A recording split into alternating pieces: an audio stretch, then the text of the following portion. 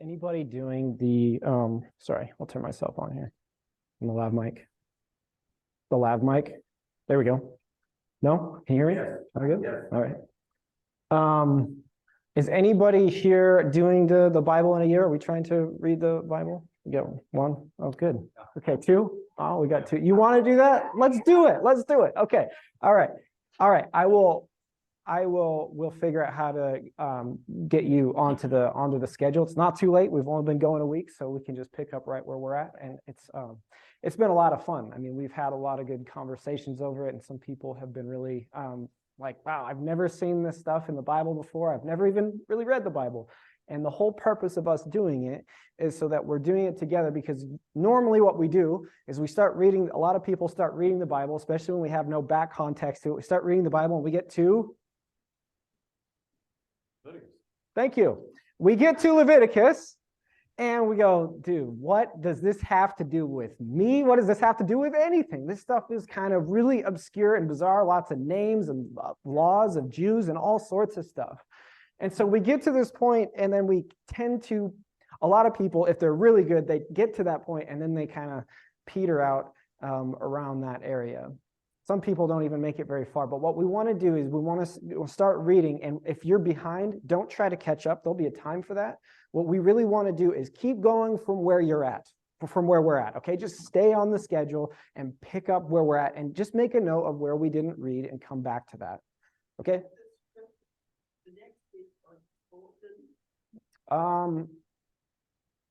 Can you remind me afterwards, and I will text Maria to help us with that? Would you remind me afterwards? Yeah. Okay.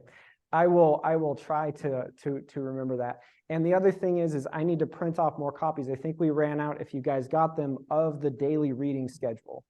There is you've never seen it.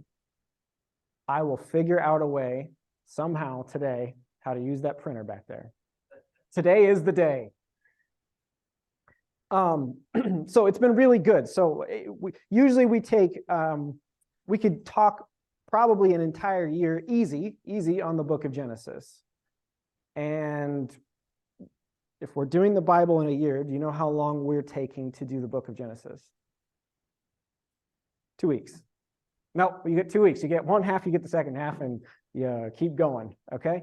Hopefully we've been reading it, or we're familiar with a lot of the stories, okay?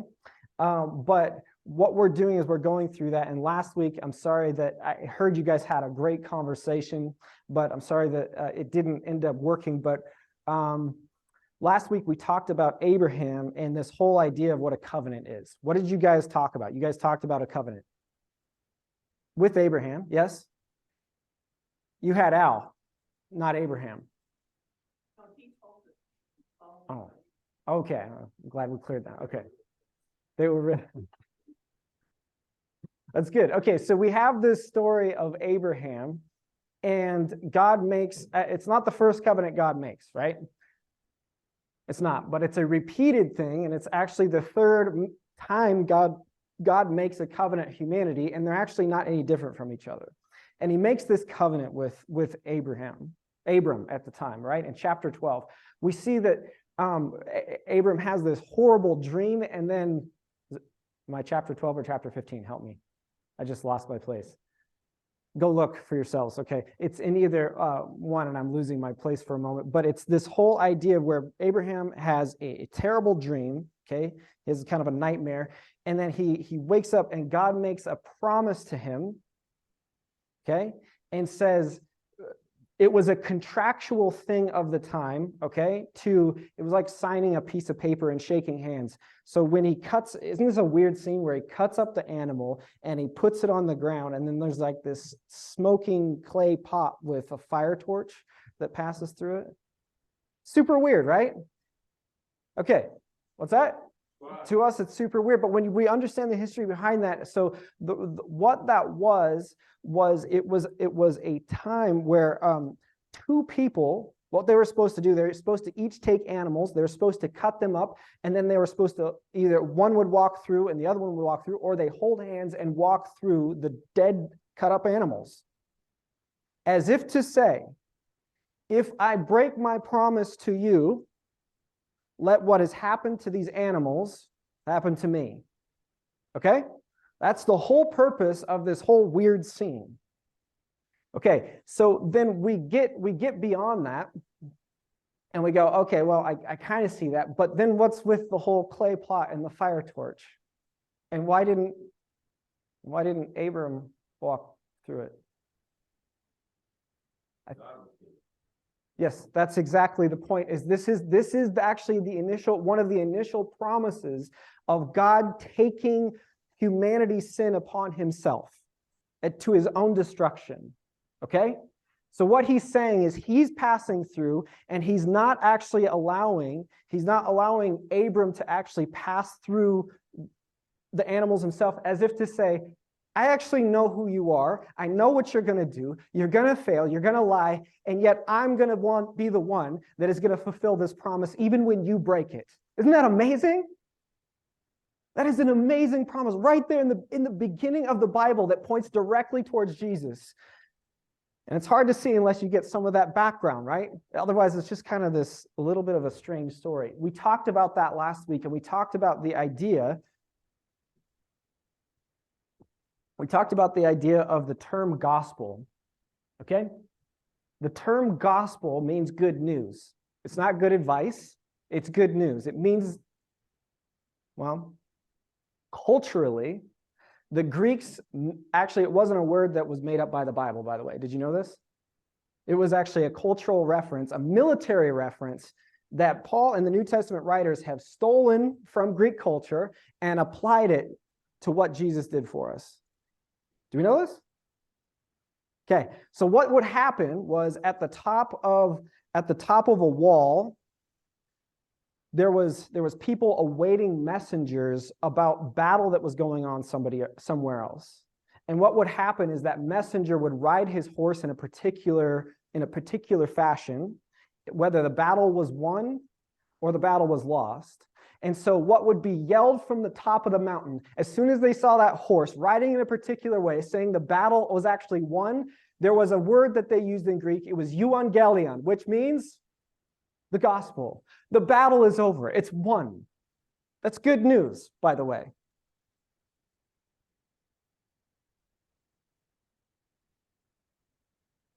We have victory in Christ because the battle is actually over. He's won it for us. And it's not upon our works. It's not upon our good deeds that is actually going to get us that great salvation. It's because he has taken that upon himself and rescued humanity. What's up? Stay away from the camera. Okay, I'll stay far away. I'll try, Philip. I'll try, Ellensburg. Hang in there. I get antsy. Okay, that's what we talked about last week. Now, this week, we're going to continue our journey through the book of Genesis in the second half of the book. Gets a little bit more, well, let's talk about that. Have any of you heard of the story of the Pied Piper? Okay, it's an old folk story about the town of Hamlin that was suffering from a really bad rat infestation. Okay, and so the mayor hires the Pied Piper, who comes along and promises the mayor. He says, "Look, I can get rid of these rats, okay, but I want this amount of money," and it's a ton of money for them. And so the mayor and he agree. They decide, okay, we're going to get these rats out of here. So the Pied Piper, he plays his flute, gets all the rats to come out of the city, and he drowns them in a river. After that's over, the mayor comes up with all sorts of excuses not to pay the Pied Piper. This large sum of money they agreed upon, he only pays them about 5% of what the Pied Piper, and then he goes beyond that, and he says that the Pied Piper lured the rats there for extortion so that he could get the money out of it. Okay, he's making a conspiracy against the Pied Piper. And so what does the Pied Piper do? He leaves angrily, and then he comes back, and while everybody's in church, he lures their children away, and they were never seen again. Horrible story.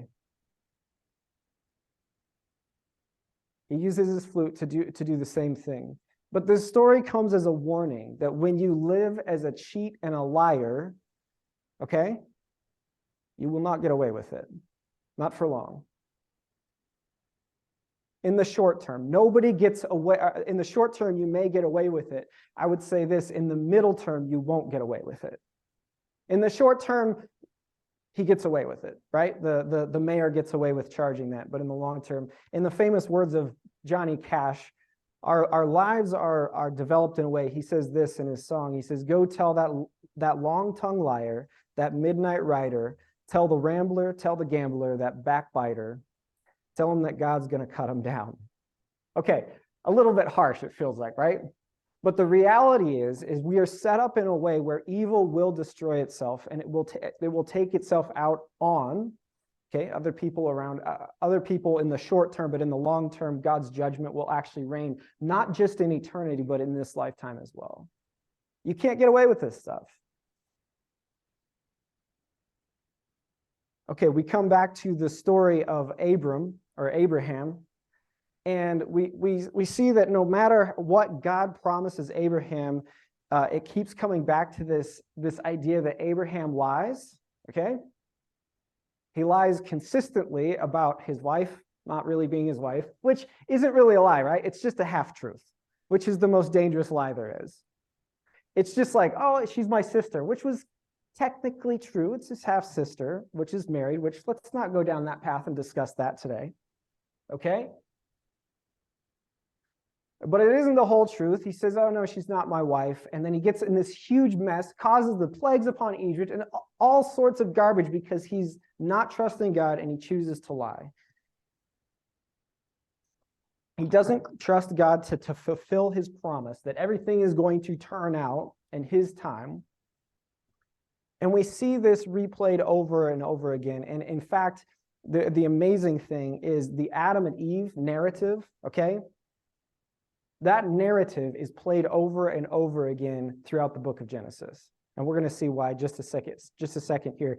We see that a woman tends to be, I'm not picking on women here, I'm just saying the story. A woman, and this is what the Genesis author is trying to say, comes to the man to lie to him and then to try to get something that's good, that they believe is good, and they get away from him. We see it in the story of Isaac, okay? And we see it in the story of Jacob, and that's where this story leads us to. We're gonna talk about a man named Joseph that comes out of this generational sin of lying over and over again to their children, and that's how they talk to each other. Now, this comes with a warning as well, is that I heard someone say something to the effect that whatever currency you use with your children, okay, in front of your children, with each other and in front of your children, that's the currency that they will use. This is how generational sin keeps going. This is why we have to stop. This is why each one of us has to take, no matter what has happened in our past, we are responsible now to right that ship. Make sense? We come to this story of Jacob. After Rebekah convinced him to trick his dad, okay, this Adam and Eve story, into getting the promised blessing. You know what the name Jacob means? It means deceiver. My name's Jake, by the way. It says Jacob on my birth certificate, but my name's Jake because I was named after Big Jake, which was a 1971 Western with John Wayne. So just to clear that all up right now. Okay, good. That's another thing we have to watch. I get no slack or love in here, do I? Okay. That's all right. Okay, so this is why God changes Jacob's name to Israel, which means it was from the deceiver to the one who struggles with God. Okay, the one that struggles. This is why he wants to change his name, because no more are you going to continue this lying. Now, here's the problem.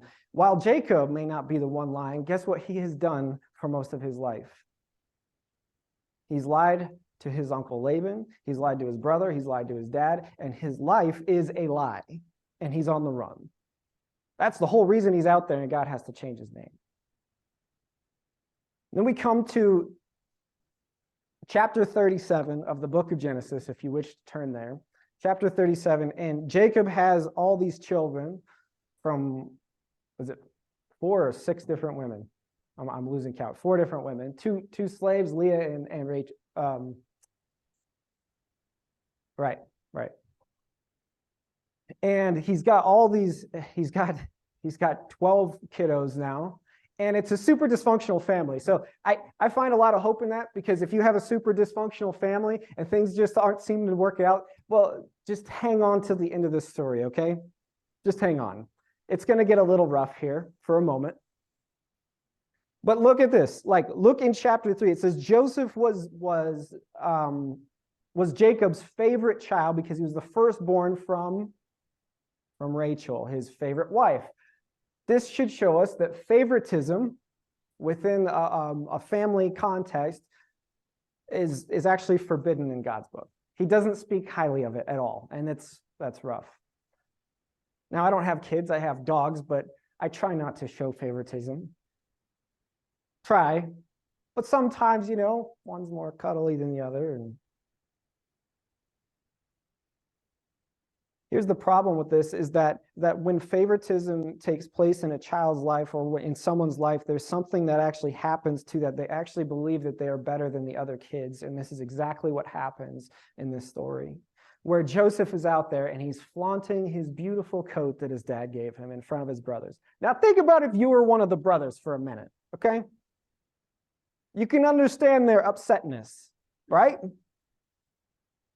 Nobody likes a proud person flaunting everything they have right in front of your face. No. And when they do it on purpose, and they're doing it on purpose, and then on top of that, he has this dream where everybody's bowing down to them, and they go, that's it. We're done here. So does Jacob deserve to be stripped of his coat and thrown into a pit? Joseph, I'm sorry. Does Joseph deserve to be stripped of his coat and thrown into a pit?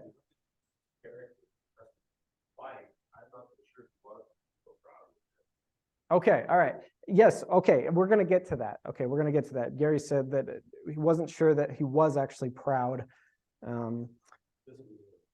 He doesn't deserve it, maybe to that extent, but he deserves at least a kick in the pants, all right? Something little, right?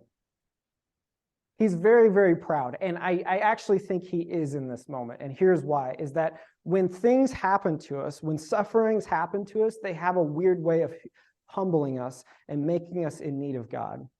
And I think that that's the transition of Joseph's life. And we're going to watch it happen over and over again. And I will just make this argument that that is the transition of every single life of every human that decides to follow Jesus. There will be things that happen in our life that are a struggle that we have no explanation for.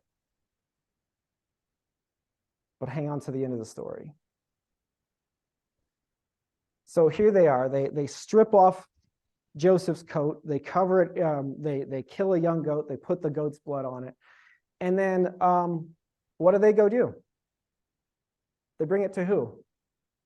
They bring it to, say his name. It says Jacob in there for a reason, not Israel.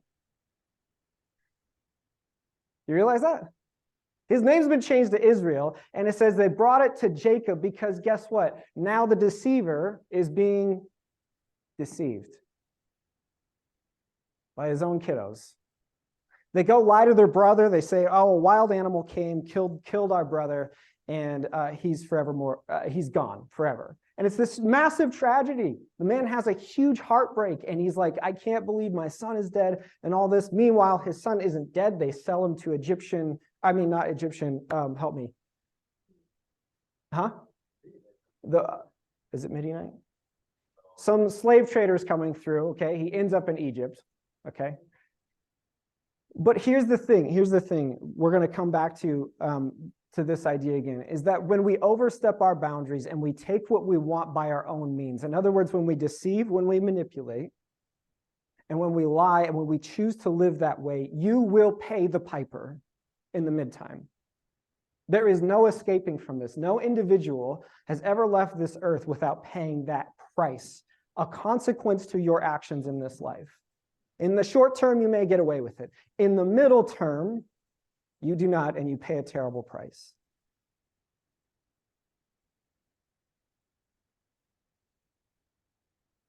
I do believe that this is why Jesus tells us to pray for our enemies.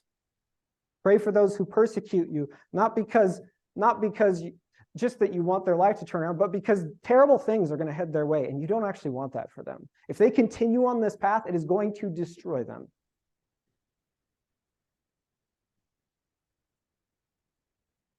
And it's not for you to enact destruction upon them, because it's inherently developed into our world that is now fallen, that the deceiver will be deceived. And this is exactly what happens with Jacob and his own children.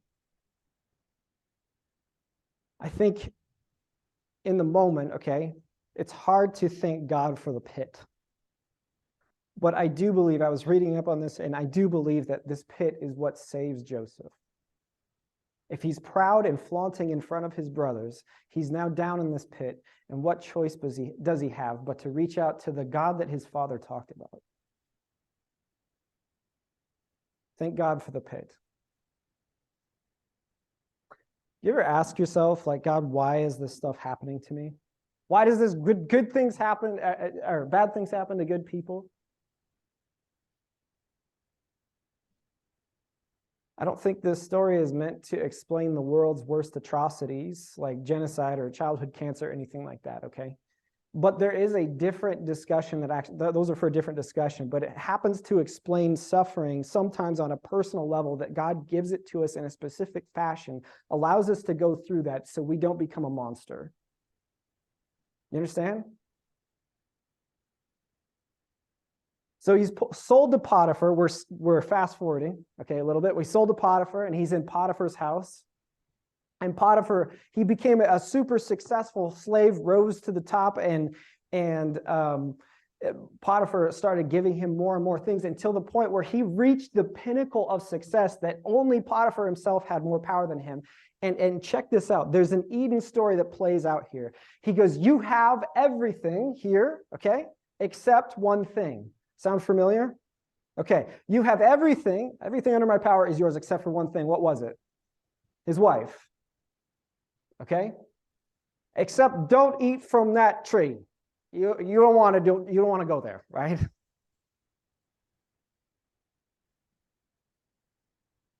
But his wife was like, actually, I want to be in on that. Right? And so she comes to him day after day.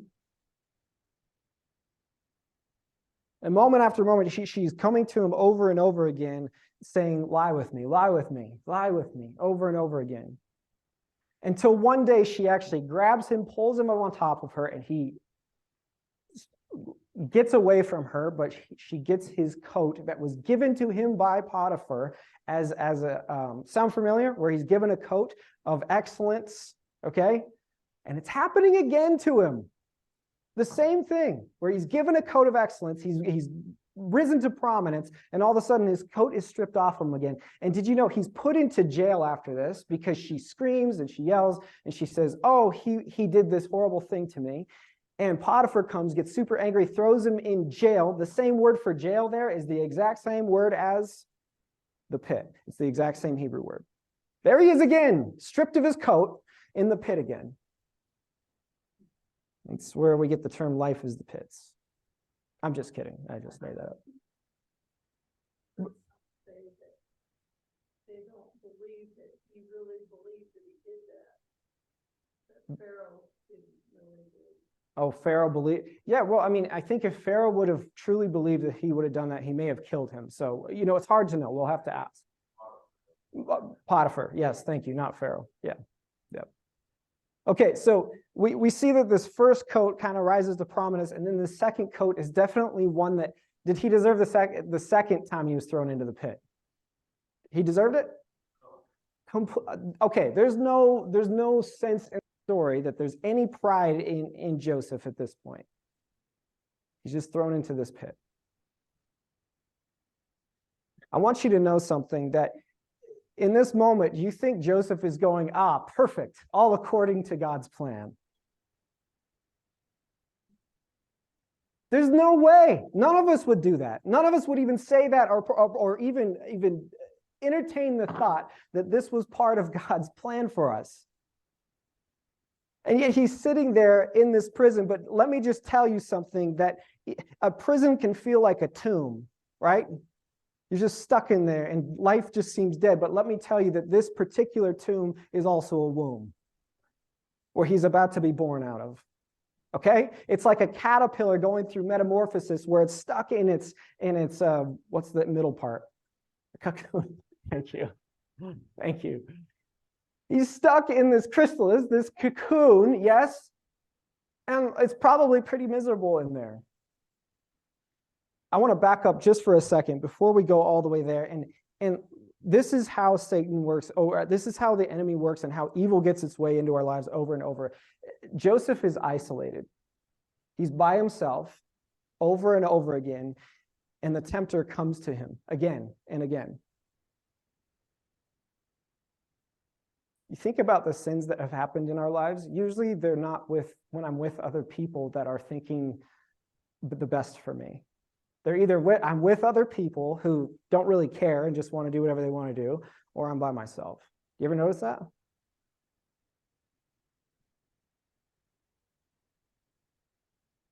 When you find yourself in a spot, just like Joseph, and you're sitting there and you're stuck and you feel like you're tempted over and over again, I think he gives us a pretty clear example of what we should do. What does he do? No, he runs. He runs away from the situation. Okay, as if to say, not today, Satan. Okay? It ain't happening on my watch. Now, does everything good begin to happen to him? Absolutely not. Even more bad stuff gets to happen. It's like we think that karma is a real thing, that if I do the right thing, that God's going to bless me and everything's going to go right. And it's just not the case in this story. His second robe is stripped off of him with Potiphar's wives, and then that's where we get here. That's where we get our verses. Joseph is down in if you have your bullets in there. Joseph is down in the pit, and it says, and Joseph's masters took him and put him into the prison, the place where king's prisoners were confined, and he was there in prison. But the Lord was with Joseph, and he showed him his steadfast love, and he gave favor to the sight of the keeper in the prison, and the keeper of prison put Joseph in charge of all the prisoners who were there in prison.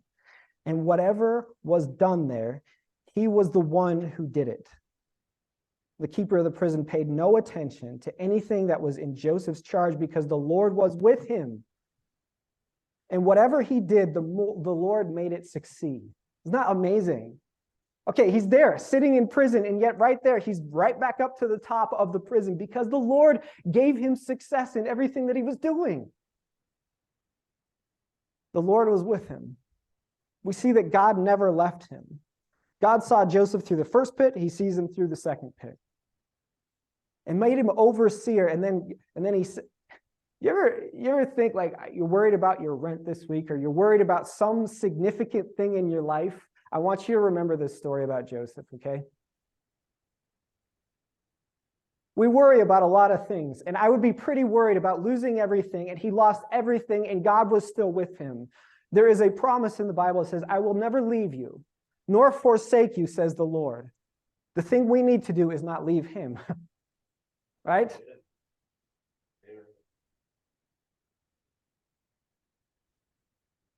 God saw Joseph through the second pit, made him overseer over the prison. And he interprets a couple dreams while he's down there. And we're going to move quickly through about 9 chapters of the Bible. There's a cupbearer and there's a baker, and he interprets their dreams and exactly what their dreams happen. The cupbearer is restored to his job, yes, as cupbearer, and the baker is impaled on a stick. And then it says something else. I think it's at the beginning of 41. 2 years later, he's sitting in prison for 2 years for a crime he didn't commit in a place far from his home because his brothers sold him into slavery. Is life fair? It's just not. There's no promise that life is going to be fair. He just said, I'm going to see you through it. I'm going to be with you in the pit. The next time you feel like you're in the pit, you realize that God is with you. He's with you in the pit.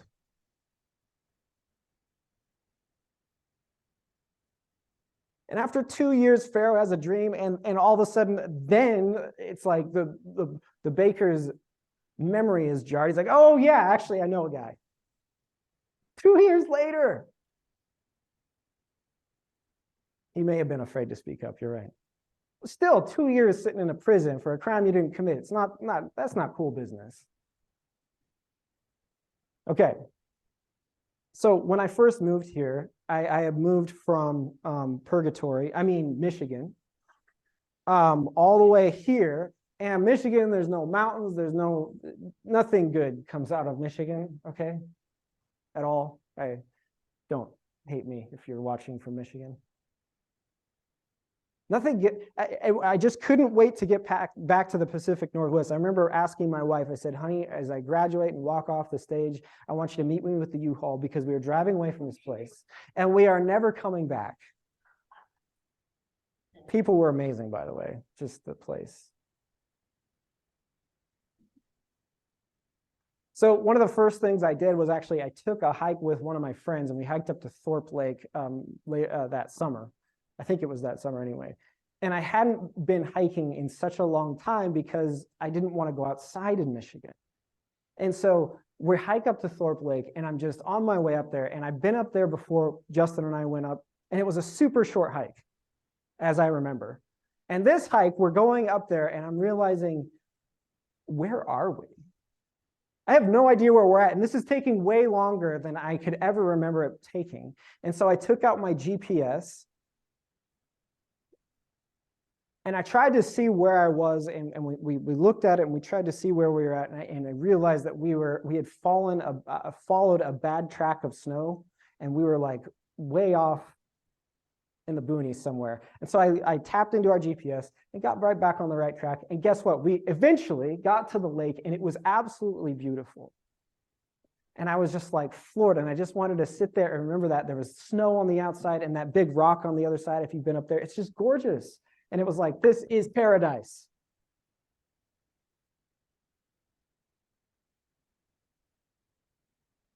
There's something called the GPS we have our GPS in our Bibles.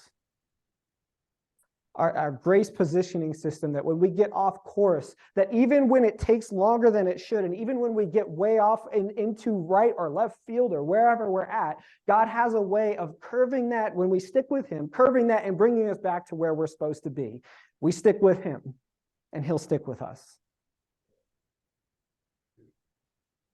This is where the end of this story comes in, and Jacob dies. After all of it, there's like this back and forth between Jacob's brothers and Jacob, and he's like testing them over and over again to see if they're even humble. And so he tests them to the point where he wants them to surrender Benjamin, basically, and see what will happen. And one of his brothers decides, I will take Benjamin's place because I can't watch my father go through this again. And that's what broke Joseph's heart. And he said, my brothers are changed. They have been humbled, and there's something different going on. Even then, you see how the brothers are paying for this over and over. Once they figure out that's Joseph, they are terrified because they remember what they did to him. And they know he knows what we did to them. They're paying the piper, by the way, because they lied.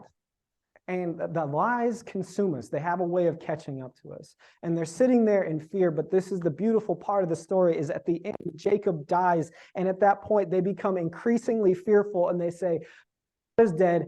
Joseph is going to take it out on us. He's going to kill us now. He finally has what he wants because dad's dead." And instead of that, this beautiful story, Genesis chapter 50, verses 20 and 21, we hear these beautiful words. He says, "As for you, you meant evil against me, but God meant it for good." to bring it about that many people should be kept alive as they are today. Don't fear, I will provide for you and your little ones. And thus he comforted them and spoke to them kindly. Isn't that amazing?